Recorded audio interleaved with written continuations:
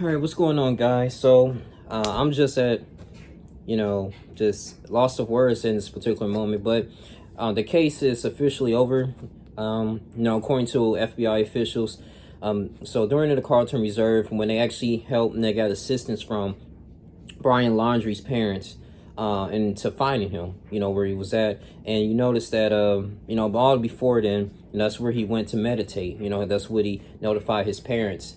And he was there for a few days. And I believe his parents, when they left in that pickup truck, they went to the Carlton Reserve and they retrieved this, his Mustang. Okay, so it's probably some traces that he was there. And the Carlton Reserve, it has a lot of wild animals, alligators, snakes. I mean, it's a very dangerous place. It's like the Everglades. So I don't think I don't care if you're like outdoors, it's very difficult to survive out there. But what I really found strange is that all of a sudden, the FBI, they had a hard time finding this young man. It's been over like a month, and they've been having a hard time finding him.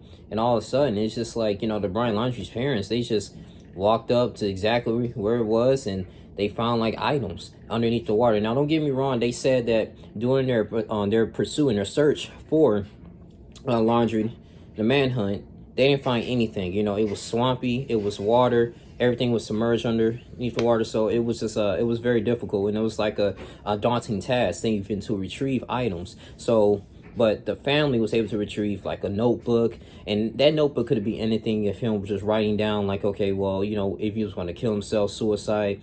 It's just I really felt like in deep inside my heart that maybe his parents knew exactly the whole game plan, what was going on, what was going to happen, eventually. So, but they found some remains. It was skeletal, and I'm not a scientist or anything. I just thought if he was reported missing like September 17th, and it's like October, mid-October, a little over a month, I don't think your body would decompose into a skeletal frame. But then again too, I guess if it's wildlife, added on to that, and in the swampy area, it's a huge possibility. That was according to the chat I was in.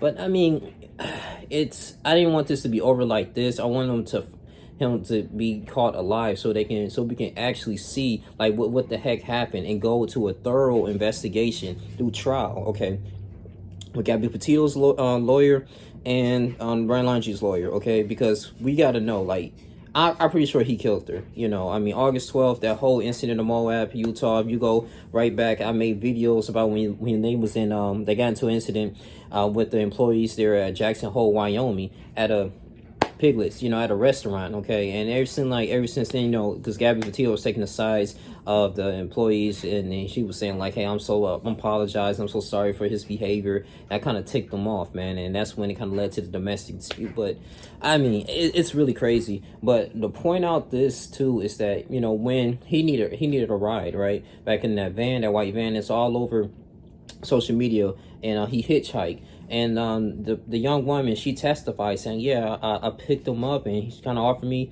$300 for a 5-minute ride. It didn't make any sense, so, but, he said he had a fiance. She was in the back working on the social media page. And so that's why they didn't really go in, it's probably none of their business really go and look at the van like that. But it's just ridiculous, man. And then I'm thinking it too, it's so confusing that, and Dennis Davis, he said he saw him, in a white pickup truck near the Appalachian Trail.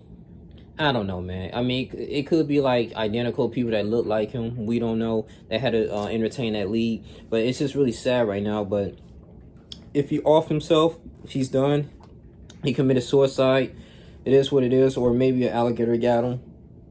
But so that's the end of that, man. But we need some closure. I feel like we need some type of closure right now. I don't know if the protesters are going to still be there at this moment. I don't know. But, this has been a very crazy case. I really want this to go to trial, and I really want to know what exactly happened on that day, man. What inspired there? How did Gabby Petito lose her life? According to the autopsy, the medical examiners, we interviewed the Utah Police Department. I mean, I really wanted this to be a trial. And I'm not going to go into a conspiracy saying, oh, well, that's for another video, thinking that, maybe they lying, and maybe, this is a cover of Laundrie somewhere else. But it just amazes me that every time the Laundrie family go and assist to search his parents, they find them. They find exactly like where they need to be. They finding the items all of a sudden. They finding remains, a tent. It's just like, really? Like, it's super crazy, but it is what it is. That's just like the biggest update going on with the case, man.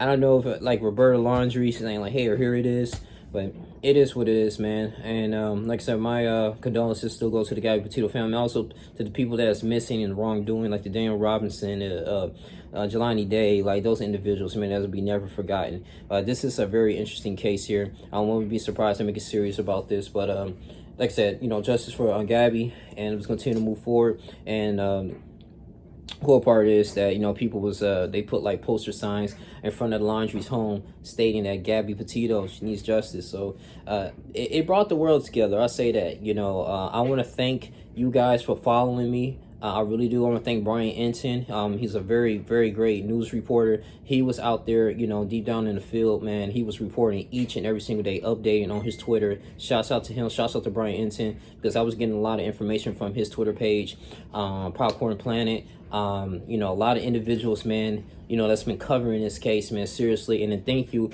to the viewers as well. When I went live, you know, I had like over 20 people watching me, man. I mean, that was a beautiful thing. That was the most I had. And I'm gonna go live a lot more on this channel, but this is just my thoughts and my thinking here. If you guys have any other thoughts, man, about this case, you think it's a little fishy, just let me know. Let's have a discussion, man, so we can continue to talk about more things. I just want to say thank you for all the support in this journey, and we're gonna continue to move forward, man. It's your boy Young Lee Jr. Like, comment, subscribe, share this video. I'm out. Deuces.